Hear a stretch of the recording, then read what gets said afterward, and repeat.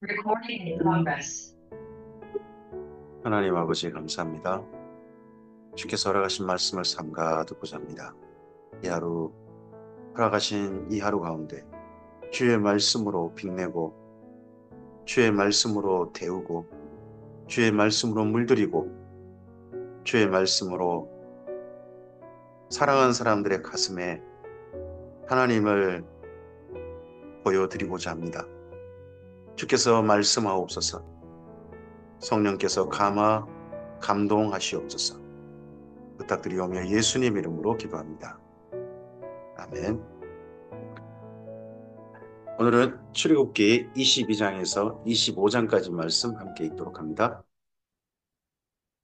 시내산 언약의 장소까지 왔습니다. 언약하는 장소에 와서 하나님께 언약을 받습니다. 20장에서는 10계명을 받았고요. 그리고 21장부터 23장까지 하나님께서 그 당시에 가장 먼저 주시는 하나님께서 꿈꾸시는 나라, 이런 나라가 됐으면 좋겠다 하는 기본적인 나라의 골격을 언약으로 말씀하십니다. 그리고 24장에 언약식을 하고, 그리고 25장부터 이제 그 하나님과 함께 만날 장소, 성막 건축에 관한 말씀으로 이어집니다. 그 가운데서 21장부터 23장 말씀입니다. 21장에서는 종에게도 갑질하지 않는 나라, 재판이 정의로운 나라에 대한 이야기가, 거기에 대한 언약의 내용이 21장에 있었습니다. 그리고 오늘 22장, 23장인데 거기에는 손에 끼친 것은 책임질 줄 아는 나라, 그리고 윤리가 살아있는 나라, 가짜뉴스와 치우침이 없는 나라, 쉼이 있는 나라, 절기가 있는 나라에 대해서 말씀하십니다. 출애굽기 22장입니다. 사람이 소나 양을 도둑질하여 잡거나 팔면 그는 소 한 마리에 소 5마리로 갚고 소 한 마리에 양 4마리로 갚을지니라. 도둑이 뚫고 들어오는 것을 보면 그를 쳐 죽이면 피 흘린 죄가 없으나 해 돋은 후에는 피 흘린 죄가 있으리라. 정당 방어라고 그러죠. 정당 방어에 일정한 제약이 있는 거죠. 모든 게 다 정당 방어일 수는 없다. 뻔히 보이는데 폭력을 행사하지 않아도 되는데도 불구하고 행사한다면 그건 정당방위일 수 없다는 거죠. 도둑은 반드시 배상할 것이나 배상할 것이 없으면 그 몸을 팔아 그 도둑질한 것을 배상할 것이요. 도둑질한 것이 살아 그의 손에 있으면 소나 낙이나 양을 막론하고 갑절을 배상할지니라. 사람이 밭에서나 포도원에서 짐승을 먹이다가 자기의 짐승을 놓아 남의 밭에서 먹게 하면 자기 밭에 가장 좋은 것과 자기 밭에 가장 좋은 곳으로 자기 포도원에 가장 좋은 곳으로 배상할지니라. 불이 나서 가시나무에 댕겨 낯갈이나 거두지 못할 곡식이나 밭을 태우면 불러온 자가 반드시 배상할지니라. 주변 불로타가 다른 밭에 피해를 준다면 거기들은 반드시 배상해야 된다. 내 책임 없다. 그러면 안 된다는 거죠. 사람이 돈이나 물품을 이웃에게 맡겨 지키게 했다가 그 이웃집에서 도둑을 맞았는데 그 도둑이 잡히면 갑절을 배상할 것이요. 도둑이 잡히지 아니하면 그 집주인이 재판장 앞에 가서 자기가 그 이웃의 물품에 손댄 여부를 조사받을 것이며, 자, 물품을 맡았는데 그 집에 도둑이 들었단 말이에요. 그럼 도둑이 잡히면 그 도둑이 이제 갑절을 배상하는 거고. 근데 끝내 도둑이 안 잡혔어요. 그러면 그 집주인은 어떻게 하느냐? 먼저는 재판장 앞에 가서 그 고의 여부, 혹시나 이 집주인이 손댄 거냐? 물품이 없어진 이유가 그걸 조사받아서 어떤 이런 물건, 그 소나 낙이나 양이나 의복이나 또 다른 이런 물건에 대하여 어떤 사람이 이르기를 이것이 그것이라 하면 그 물건 맡기던 사람이 그 집에 있는 여러 가지 그 수사기 받다가 자기가 이런 물건이 없어졌다는 물건이 나오면 이것이 그것이라 하면 양편이 재판장 앞에 나갈 것이요. 재판장이 죄 있다고 하는 자가 자기 상대편에게 갑절을 배상할지니라. 만약에 이때 이것이 그것이라 했는데 그 정말 그것이면 없어졌다 한 사람이 갑절을 배상할 것이고, 정반대로 정반대로 생각해 봐야 됩니다. 이것이 그것인데 그게 사실 그게 아니에요. 그럼 한쪽은 억울하게 누명을 쓰려고 한 거잖아요. 무고죄를 당한 거잖아요. 그럼 또 무고한 사람이 갑절을 배상할 거고, 사람이 낙이나 소나 양이나 다른 짐승을 이웃에게 맡겨 지키가 있다가 죽거나 상하거나 끌려가 본 사람이 없으면 두 사람 사이에 맡은 자가 이웃의 것을 손대지 아니했다고 여호와께 맹세할 것이요. 그 임자는 그대로 믿을 것이며 그 사람은 배상하지 아니하리니와. 만약에 어떤 맡았는데 소나 짐승 같은 걸 맡았는데 사라졌단 말이에요. 그러면 또 혹은 죽어버렸어요. 또는 상했어요. 그 맡은 자가 자기가 어떤 손대서 그렇게 된 게 아니다. 이걸 그대로 믿어야 되는데, 그리고 믿고 그대로 배상하지 않아도 되는데, 만일 자기에게서 도둑 맞았으면 그 임자가 배상할 것이요. 또 찢겼으면 그것을 가져가다가 증언할 것이요. 그 찢긴 것에 대하여 배상하지 아니할지니라. 하지만 자기가 맡았는데 그걸 도둑질 맞았어요. 그러면 맡았는데 도둑질 맞았으면 짐승 같은 거 그랬으면 그 짐승에 대해서 맡은 자 누가 이건 나한테 맡겨요 했던 그 사람 자기가 맡았던 사람이 갑절을 배상하라. 도둑 맞은 게 확실하다면 네.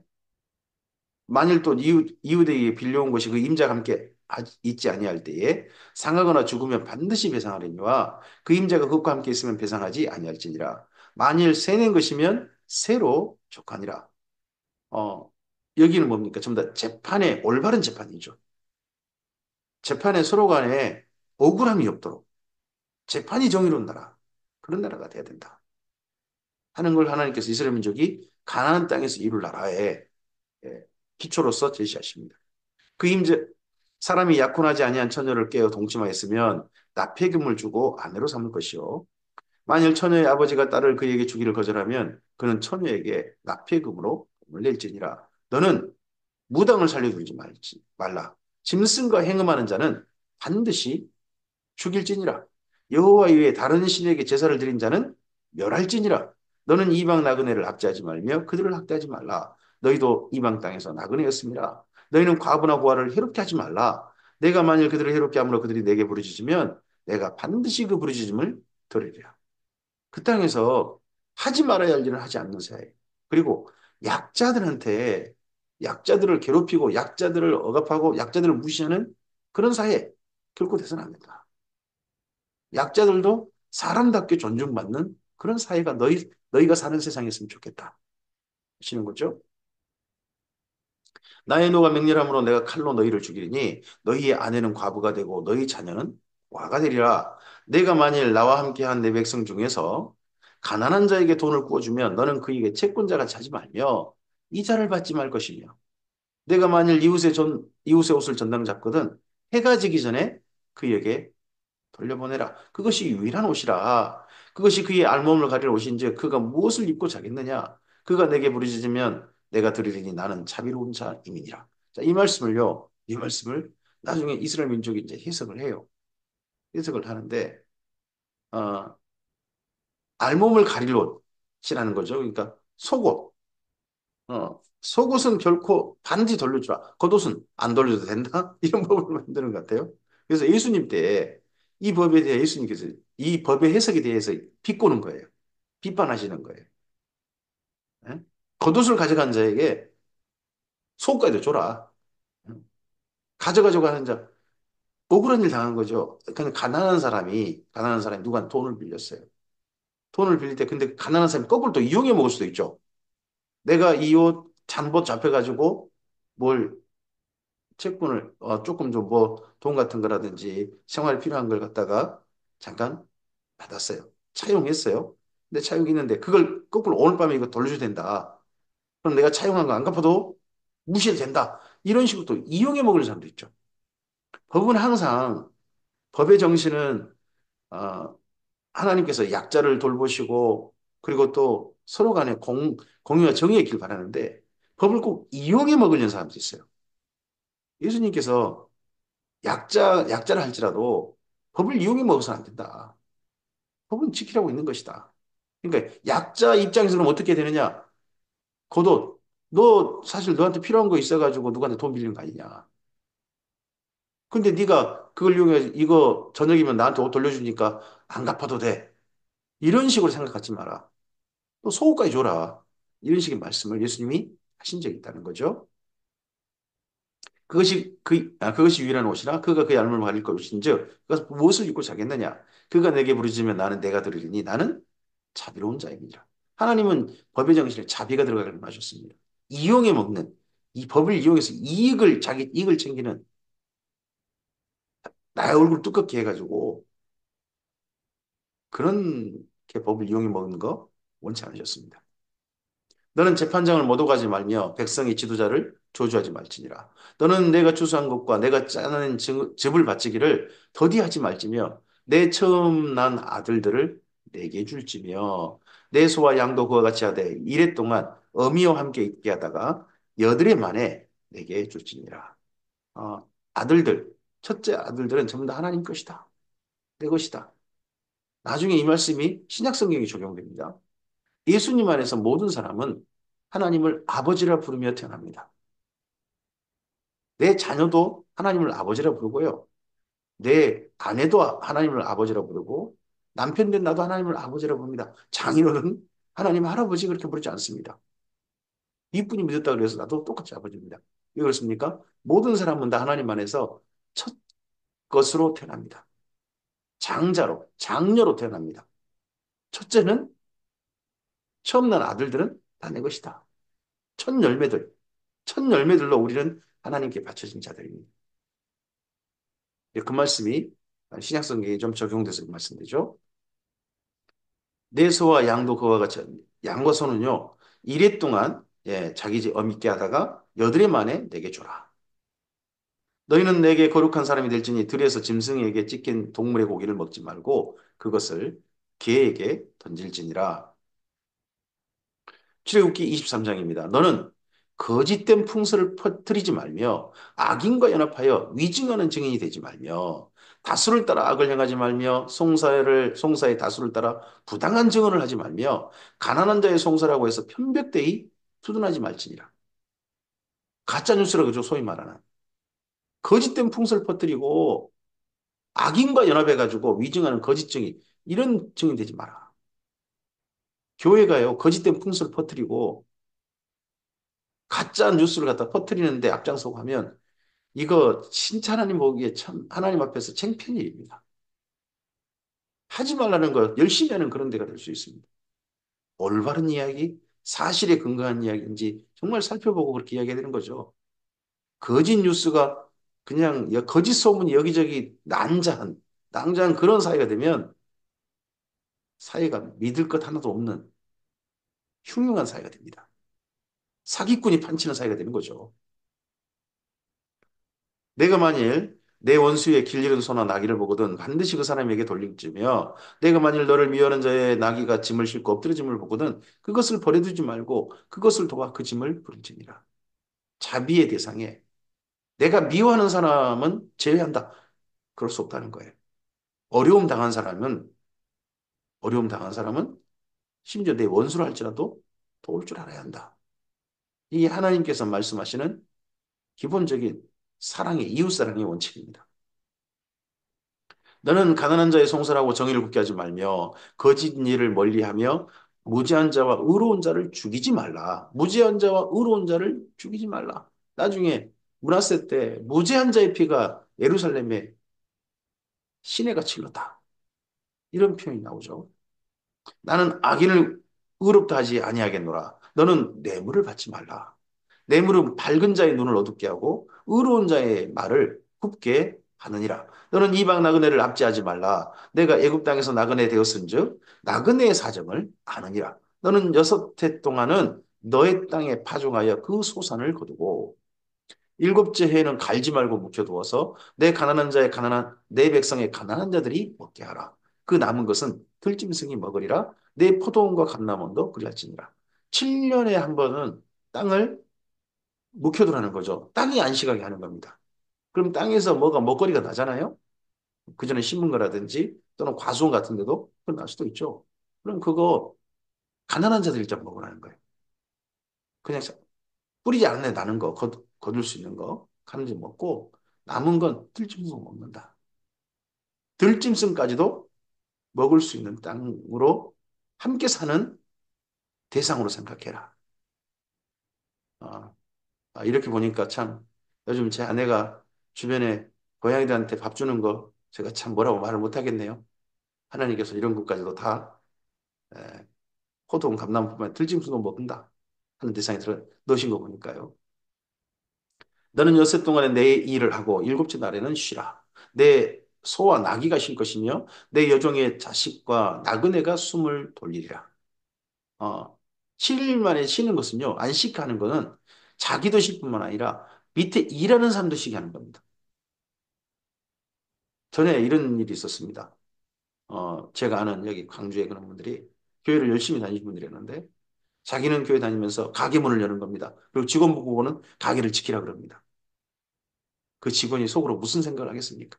지는 교회 가면서 나는 일하게 만들어. 이런 생각 안 하겠습니까? 다 너도 싶으면 함께 다 쉬게 해라. 내가 내게 이른 모든 일을 삼가지키고 다른 신들의 이름은 부르지도 말며 내 입에서도 들리게도 하지 말지니라. 너는 매년 3번 내게 절기를 지킬지니라. 너는 무교병의 절기를 지키라. 무교절이라고 그러죠. 무교절, 초실절, 유월절이라고 불립니다.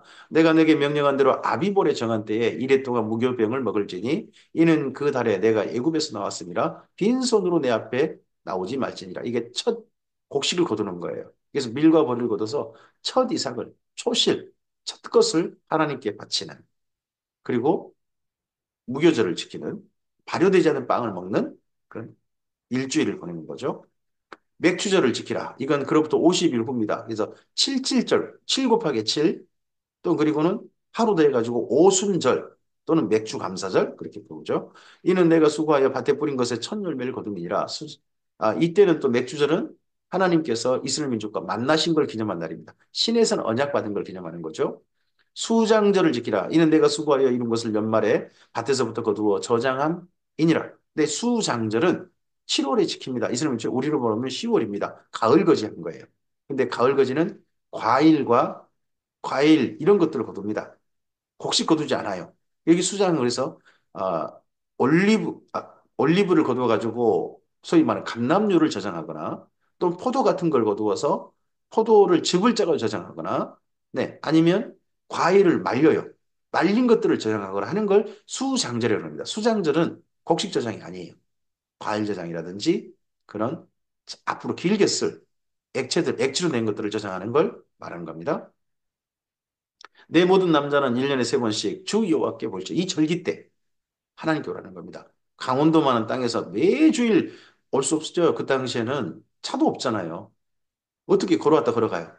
그때가 너무 삶이 그러잖아요. 그러니까 안식일은 그냥 자기 집에서 시키는 거예요. 하지만 1년에 3번 절기 때는 꼭 하나님 앞에 성막에 다 모이자 하고 하나님께서 말씀하십니다.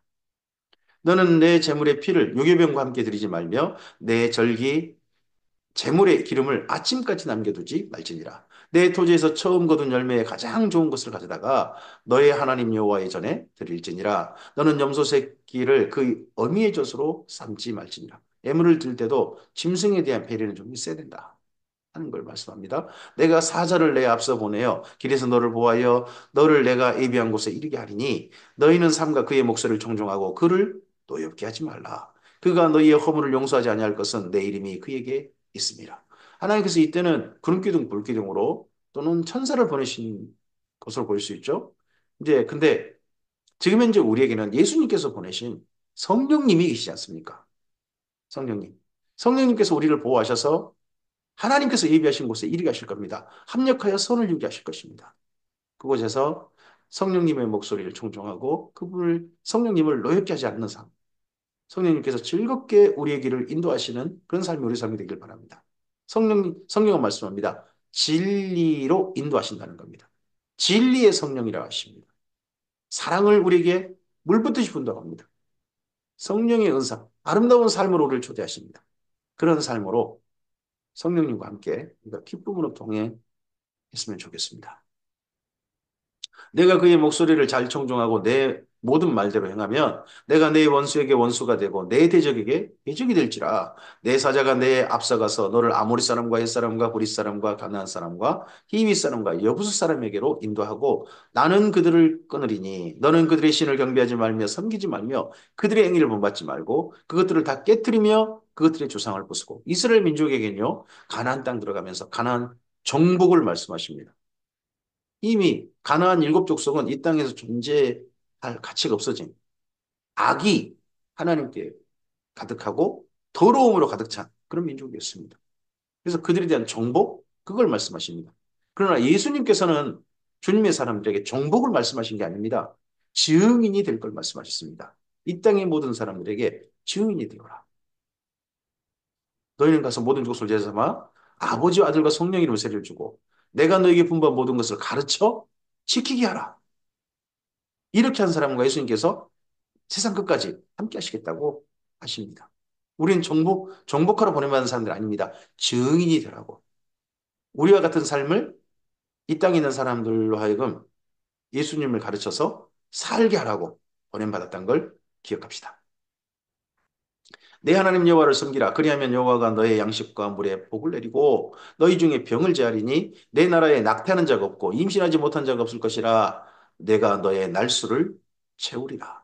내가 내 위엄을 내 앞서 보내어 내가 이룰 곳에 모든 백성을 물리치고 내 모든 원수들이 내게 등을 돌려 도망하게 할 것이며 내가 왕벌을 내 앞에 보내리니 그 벌이 휘이 족속과 가나안 족속과 헷 족속을 내 앞에서 쫓아내리라. 이런 말씀들이 지금 현재 우리에게 적용할 말씀 아닙니다.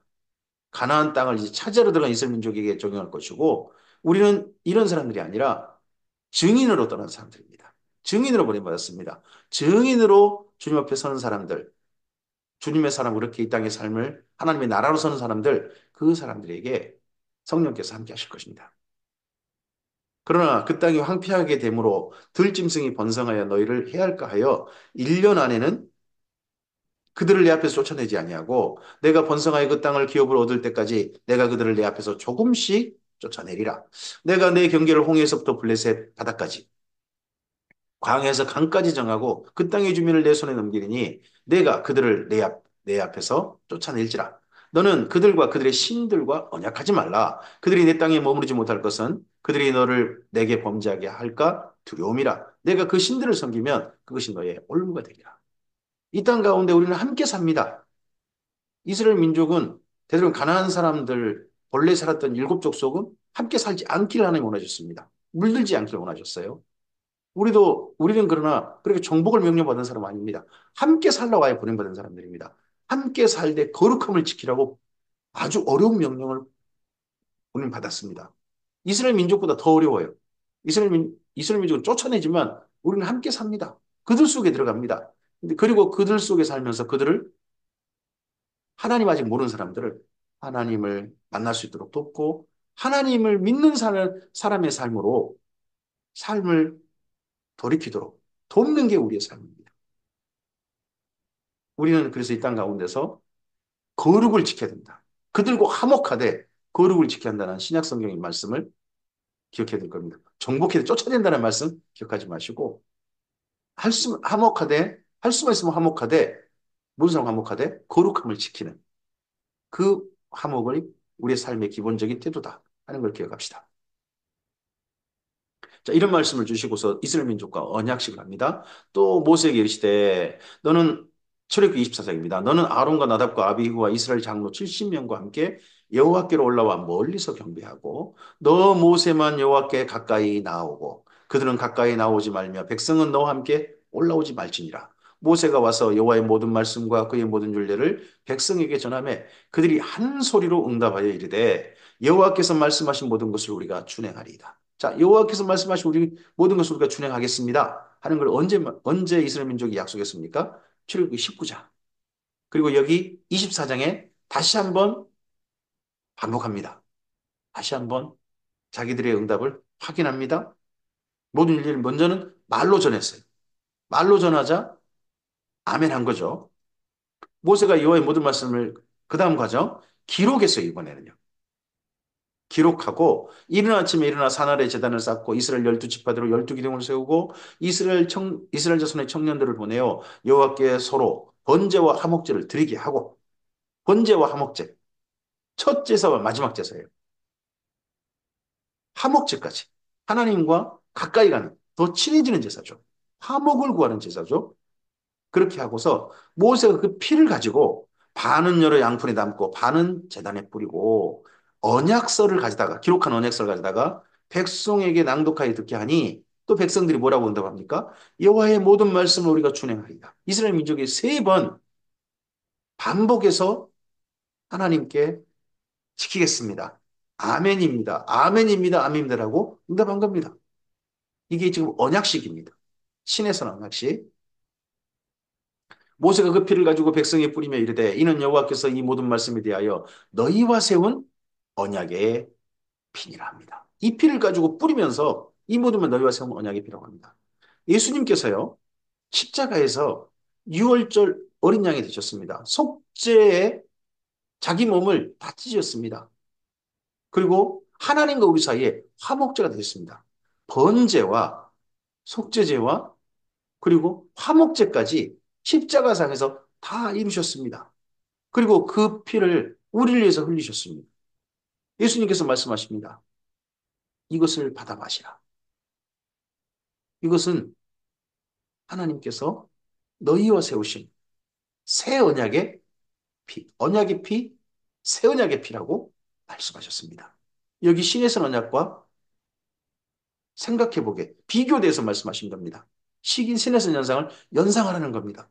하나님께서 이스라엘 민족 언약했던 것처럼 예수님 안에서 제자들이 교회가 예수님의 피로 말미암아 예수님이 들이신 십자가의 제사로 말미암아가 하나님과 언약한 사이가 된 겁니다. 언약하면서 이스라엘 민족이 뭐라고 응답했습니까? 지키겠습니다.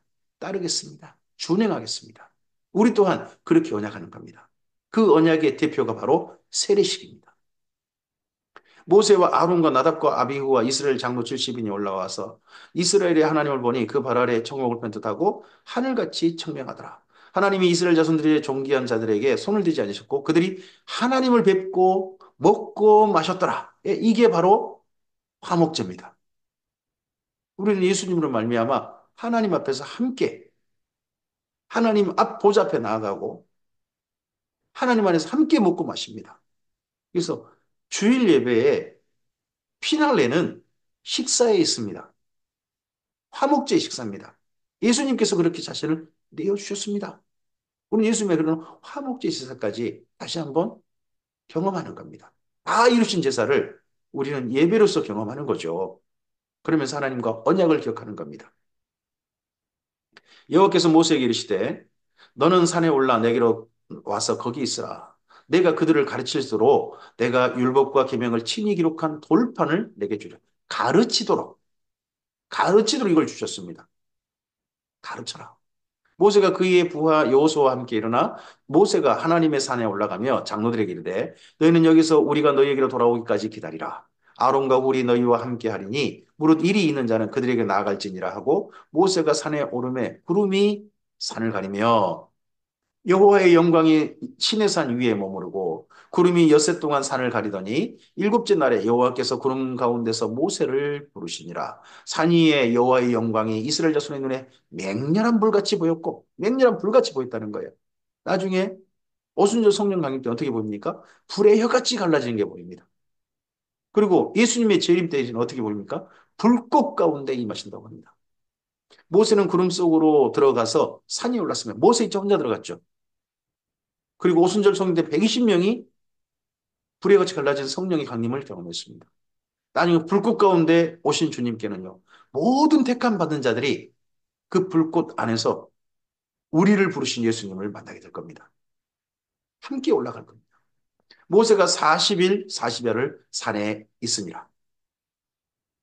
출애굽기 25장입니다. 여기서부터 이제 성막을 하나님과 이스라엘 민족이 언약한 성막을 마련합니다. 여호와께서 모세에게 말씀하시되 이스라엘 자손에게 명령하여 내게 예물을 가져오라 하고 기쁜 마음으로 내는 자가 내게 바치는 모든 것을 너희는 받을지니라.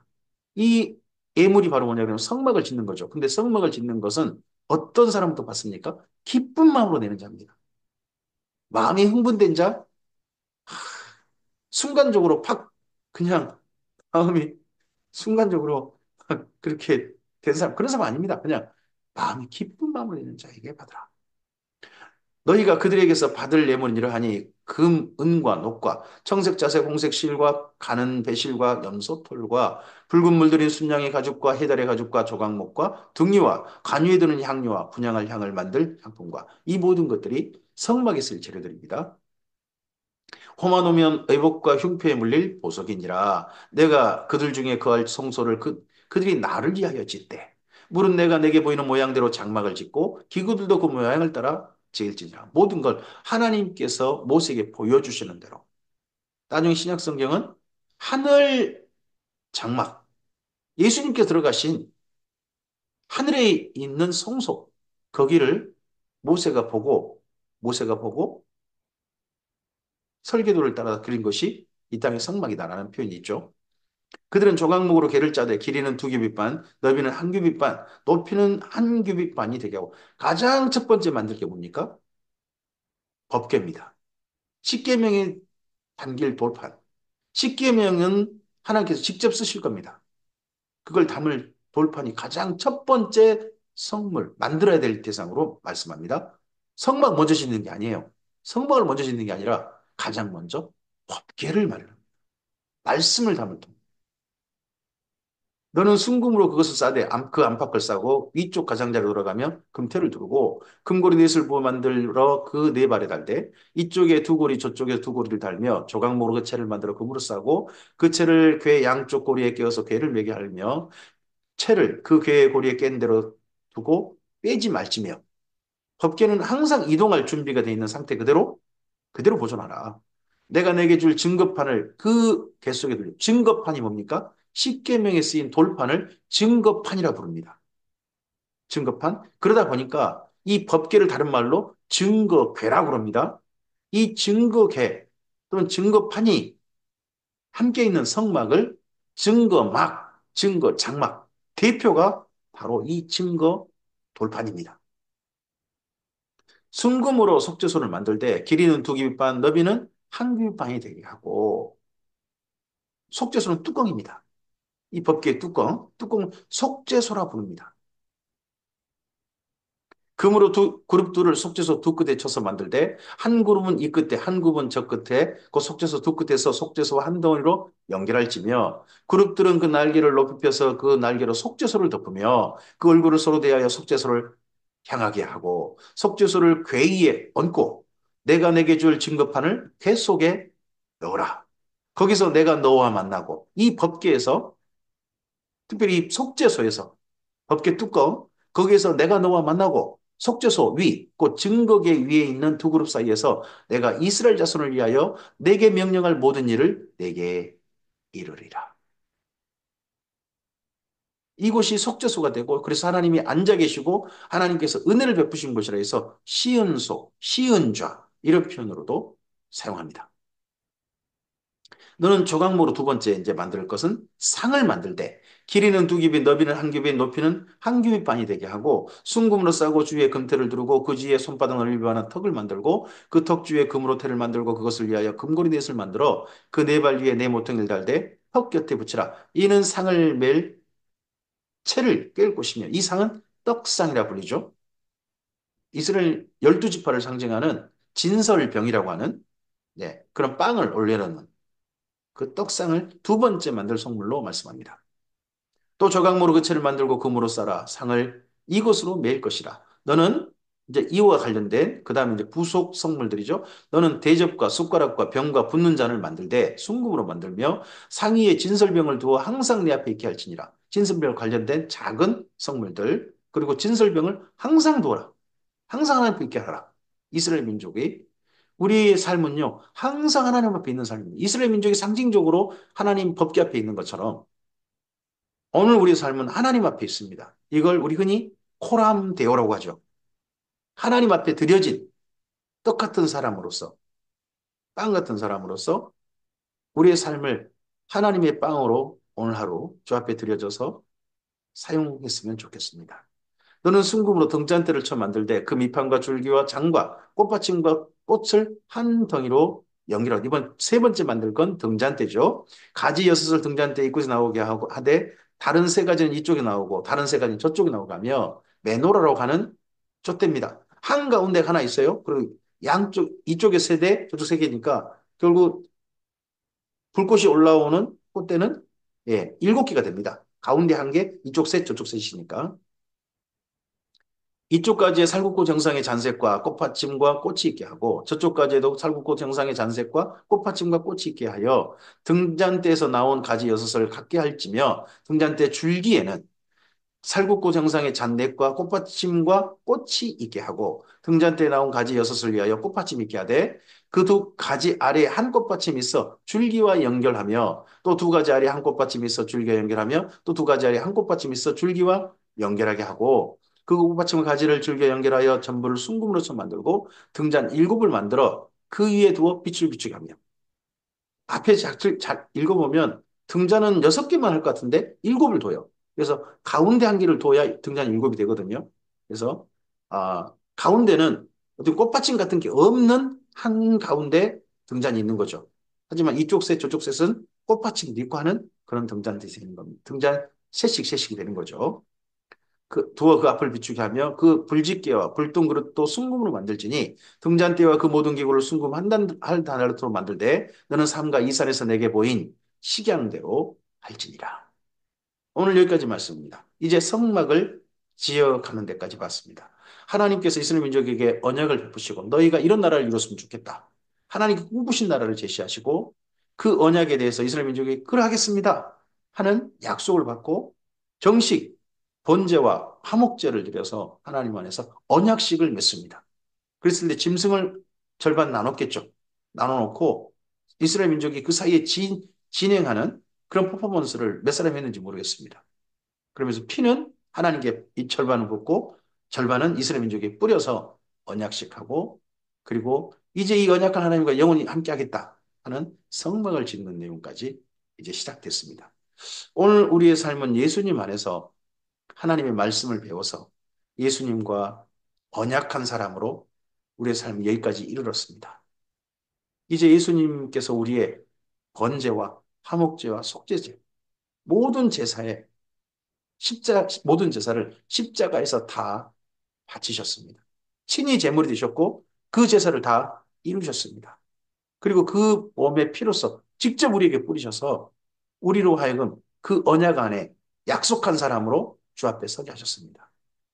이제 하나님 앞에 선 사람으로서 하나님과 늘 만나는 사람으로서 코람데오 사람으로서 오늘 하루 우리의 삶이 이어지길 바랍니다.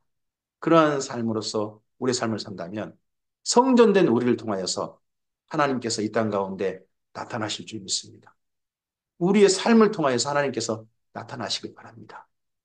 주의 거룩한 은혜가 하나님의 나라가 오늘 아름답게 실현되는 것을 목격하는 우리 모두가 되기를 주님의 이름으로 소원합니다.